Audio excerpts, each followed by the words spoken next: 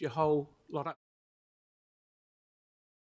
The guys are doing public forum stuff. I'm going to say guys, I mean everybody. We must please show respect to our staff and not undermine the council process, which is not good.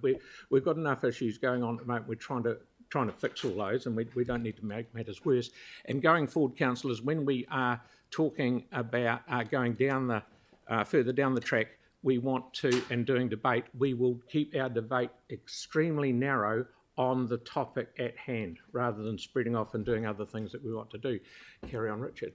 Okay, just on the greenhouse gas emissions, I've mentioned that possible recent changes have worsened them. Ray's going to read them out for you. The clock hasn't started, has it? What do you want to take one past? For 47 seconds, mate. Oh, a minute. Start. Yep.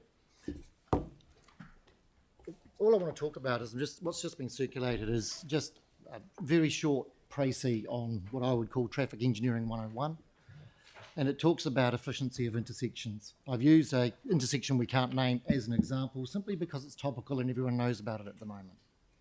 But what I demonstrate, there's a table in the back of that précis that I've given you that focuses specifically on carbon dioxide emissions on just that one intersection as one example of what would happen if you reduce capacity at an intersection in favour of one transport mode over another. What's the outcome of that in terms of CO2 results?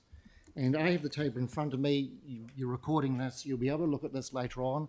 I strongly urge that you do read it before you vote on an intersection we can't talk about, because just as an example, I've worked out that even with changes to electric mode, battery, hybrid cars, all this sort of carry on with projected population growth in this country from government statistics, we're going to have continuing use of motorised vehicles of some description from now on. We may get a slight reprieve with transfer to alternate transport modes, but even government targets are only 20 to 30%.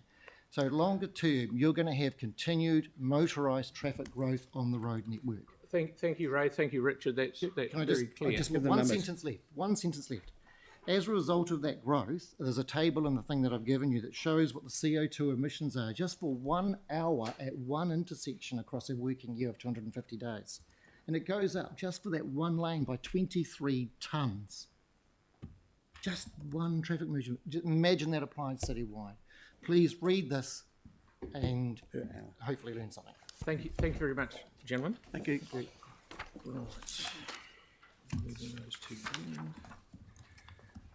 Okay, we have no deputations or petitions today, so we'll move on to confirmation of